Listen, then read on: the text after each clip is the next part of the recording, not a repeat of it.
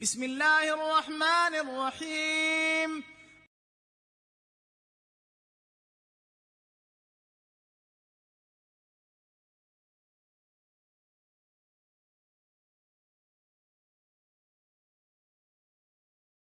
En el vídeo anterior hemos hablado de los reformistas musulmanes, es decir, el Islam durante un milenio ha sido bastante uniforme, ha ido evolucionando, esa visión del Islam consensuada, Ahlus Sunnah wal Jama'ah, y ha llegado un momento en el cual la civilización islámica, tuvo su auge, incluso en la ciencia, en la filosofía, se crearon las ciencias del Islam, el usul al-fiqh, se codificó el fiqh, las ciencias del tafsir, las ciencias de la lingüística del Corán, etcétera, etcétera, etcétera. Entonces, generalmente se atribuye o se marca como fecha del inicio del declive o del estancamiento de los musulmanes la invasión de los mongoles en Bagdad y la masacre que cometieron y el hecho de que tiraron todos los libros que tenían los musulmanes ahí, etcétera, etcétera.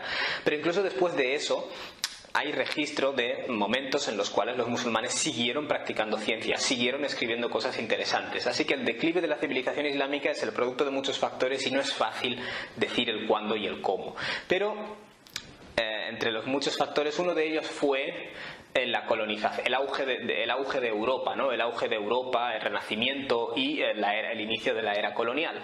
Y muchos de esos países musulmanes se vieron como víctimas de esta colonización, ¿no? Para muchos de los reformistas musulmanes, realmente muchos principios de la modernización que obtuvieron a través de la colonización, porque es decir, cuando muchos territorios musulmanes se vieron colonizados, eso de algún modo u otro les hizo entrar en contacto con la modernidad, quizás de una forma un poco agresiva. ¿Y eso qué es lo que causa? Que mucha gente, para defender la integridad del Islam ante esto que se percibe foráneo y quizás en cierto modo superior, porque al fin y al cabo te estás subyugando políticamente y eso crea en la mente una especie de complejo. Una de las posibles respuestas a esto, que es la de los modernistas islámicos, que es la que vamos a tratar en este vídeo, básicamente lo que hace es decir, todos estos principios de la ciencia, la tecnología, el progreso, todo esto ya está en el Islam. Sencillamente es que hemos abandonado el Islam. Entonces esa llamada a la reforma del Islam, en este caso, en el caso de algunos pensadores, toma la vía de decir, tenemos que recuperar el ijtihad, es decir, el razonamiento deductivo y el progreso, el amor por el mundo natural, por la ciencia. Porque claro, estos son valores que una sociedad musulmana ya estancada y ya en declive intelectual está obteniendo de otra civilización foránea. Entonces nace la necesidad de resaltar que estos valores ya son islámicos, ¿no? Por decirlo de alguna forma, esa es la empresa del modernismo islámico. Entre 1700 y 1850 la colonización ya había penetrado en la mayoría de territorios musulmanes. La reacción a eso, la reacción a la modernidad es, para estos pensadores, vamos a abrazar la ciencia y la tecnología.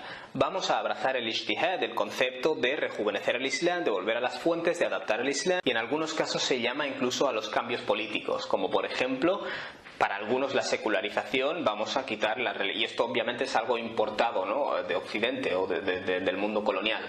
Vamos a separar la religión, vamos a quitar la religión de las instituciones que gobiernan, o incluso para otros la reacción será la islamización precisamente, es decir, la justicia, la misericordia, todos estos valores se instaurarán en el sistema político cuando el Islam sea la fuente que influye ese sistema político, ¿no? Curiosamente, estos modernistas también afirmarán tomar inspiración de Ibn Taymiyyah, por ejemplo, un reformista del pasado. Ibn Taymiyyah lo que tiene es que era un defensor del Islam tradicional, en el sentido de Ahlul Hadith, un defensor de Ahlus Sunnah, y estaba bastante opuesto al racionalismo islámico. Pero no obstante, tiene también ese elemento, aparte de ese elemento tradicionalista, tiene el elemento de desafiar la tradición, aprender la lógica griega, aprender la Biblia, aprender cosas que le permitirán responder a los desafíos del momento. Para muchos el padre del modernismo islámico es Jamaluddin al-Afghani. Jamaluddin al-Afghani tiene esta visión de rejuvenecer el mundo musulmán en respuesta al dominio europeo, ¿no? Claramente esta visión del reformismo ya no es solo, como en el caso de los reformistas que he mencionado antes, ya no es solo una respuesta a la tradición y al estancamiento, es una respuesta al colonialismo. Básicamente se está queriendo responder al dominio europeo diciendo no, hay otras alternativas, el Islam es más grande o el Islam es igual de grande. Sencillamente es que hemos traicionado el Islam y hemos acabado en esta situación, ¿no? Es intentar encontrar una explicación de por qué los musulmanes iban a estar estancados cuando su religión es la verdad y es lo máximo. Esto, por ejemplo, está muy patente en la prédica de un alumno de Afghani que es Muhammad Abdu.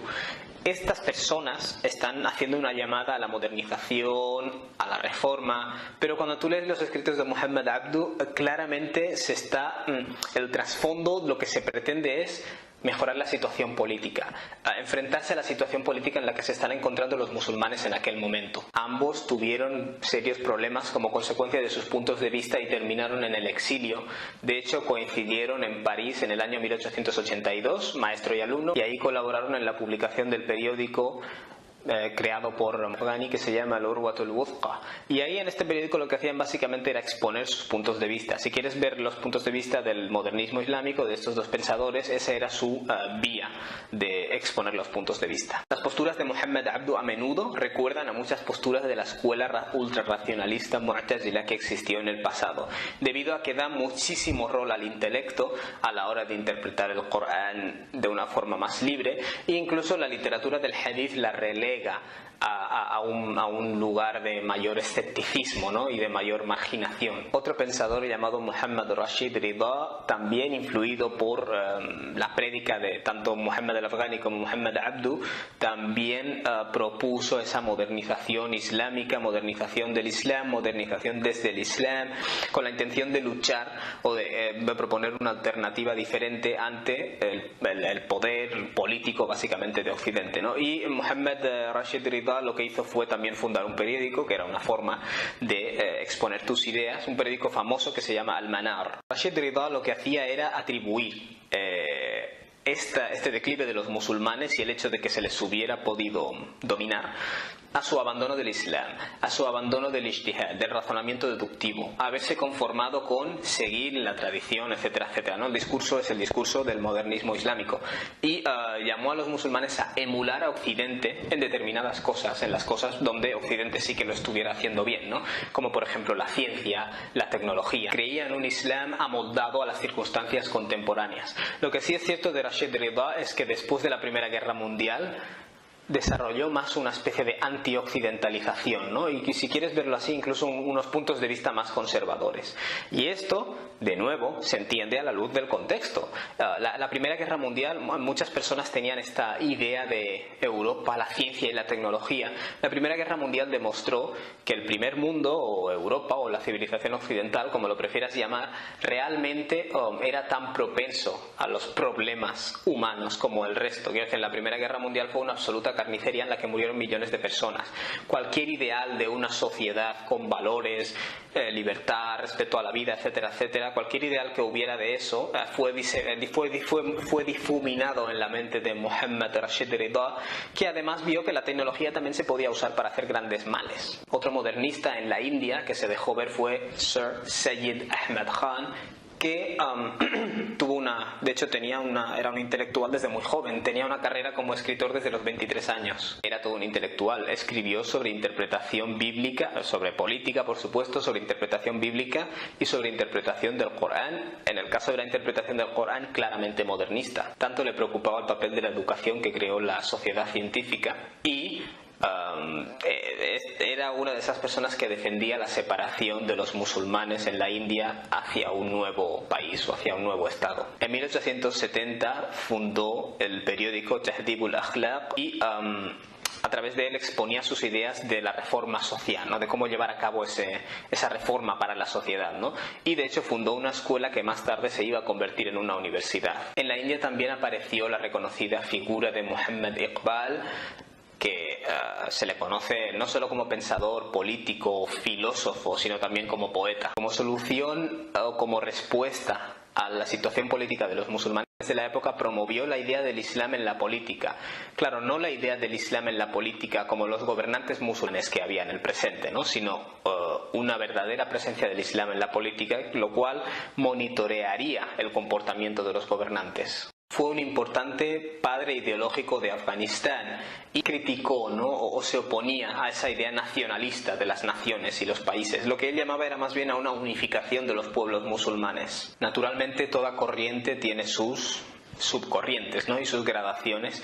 Dentro del modernismo islámico hay otra corriente que llama más a la secularización, ¿no? A eliminar la religión de todos los aspectos políticos y públicos de la sociedad. Básicamente este secularismo se tiene que entender a la luz del contexto político. Si tú tienes unas naciones que ahora tienen mayor poder político y esas naciones son seculares, tú atribuyes esos logros o ese poder político a sus ideologías, ¿no? Entonces la idea de observar a naciones modernas, seculares, crea en muchos la idea de que si seguimos este principio de la secularización, podemos llegar a donde ellos han llegado. Quizás la personificación más dramática de este fenómeno de la secularización es Mustafa Kemal Atatürk en Turquía, que lo que hizo fue establecer un código civil suizo y un código penal italiano, ¿no? Es casi como una sumisión a Occidente, no solo en lo que se refiere a los valores políticos, sino incluso en las formas externas. Reemplazó el alfabeto árabe, con el cual se escribía la lengua turca, por el alfabeto latino, con algunos cambios.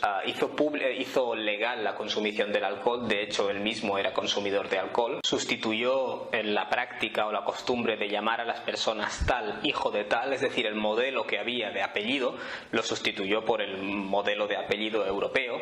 Y además prohibió el uso del fez, ¿no? El gorro típico de la zona, de la región, y promovió el uso del sombrero occidental, del sombrero europeo, prohibió el uso del velo y llamó a las mujeres a imitar en vestimenta y en estilo a las mujeres occidentales. Suscogió el adán, la llamada a la oración, y hizo que dejara de hacerse en árabe para hacerse en turco. Para el modernismo islámico y para su reacción opuesta, que es el fundamentalismo, de lo cual hablaremos en el siguiente vídeo, Occidente es un tema central. Quiero decir, estas visiones del Islam, la supermodernista liberal y la cerrada fundamentalista puritana, las dos son de por sí reacciones a Occidente.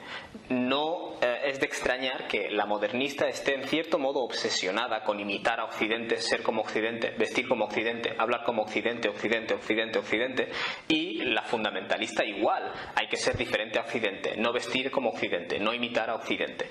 Estas posturas de la religión son reacciones a un fenómeno político y a un shock determinado. Este primer movimiento de modernistas podríamos decir que cierra su etapa histórica con la Primera Guerra Mundial, que termina con las ilusiones y las utopías que muchas personas tenían de Europa. Esto no significa para nada que el modernismo como tendencia de querer modernizar el Islam deje de existir en absoluto. De hecho, nuevas voces existirán como Fadlur Rahman, Mohammed Shahrur, y esto lo que significa básicamente es que el modernismo como un fenómeno ya está, ya ha nacido, ya existe y va a existir. Y de hecho de este fenómeno nacerán diferentes corrientes, como por ejemplo el feminismo islámico, la idea de que todos aquellos aspectos de la tradición musulmana en la cual los musulmanes han impuesto lecturas machistas o lecturas que favorecen al hombre por encima de la mujer deben ser eliminados, pero en ese proceso se reinterpretarán muchos textos, ¿no? Es decir, el feminismo islámico no es más que una forma de modernismo centrado en el tema de la igualdad de género o en el tema de la dignidad de la mujer, etcétera, etcétera. Entonces el modernismo islámico es un fenómeno que ya está servido, ya existe. Entonces esta idea de responder al estancamiento intelectual de los musulmanes y a la hegemonía política de Europa sobre los territorios de los musulmanes ha provocado este movimiento de personas que llaman a la modernización, ¿no? A una reforma del Islam. Hemos visto que los reformistas llamaban a volver a un Islam de los Salaf. Estos modernistas también llaman a volver a un Islam de unos Salaf, pero de una forma muy determinada, es decir, acentuando el cambio, acentuando la adaptación, acentuando la reinterpretación. Esto provocará otra reacción, que es una reacción cerrada. Es decir, si los modernistas son muy abiertos en su lectura del Islam, van a hacer una reacción a esto, que es la de las personas que quieren leer el Islam de una forma muy cerrada. Esas personas también dicen, vamos a volver a los Salaf, vamos a volver al Islam puro de las primeras generaciones. Lo que nos va a hacer triunfar no es imitar a los kofar occidentales, lo que nos va a hacer triunfar es ser distintos a ellos. Entonces tenemos aquí la corriente de seguir a Occidente, de ser iguales, de modernizar, de cambiar, y luego otra corriente que es la corriente de ser diferentes. Así es como vamos a triunfar, ¿no? Y de esa corriente que realmente va a dar pie a diferentes corrientes en diferentes contextos políticos, de eso vamos a hablar en los siguientes 3 vídeos, si Dios quiere. Wassalamu alaikum.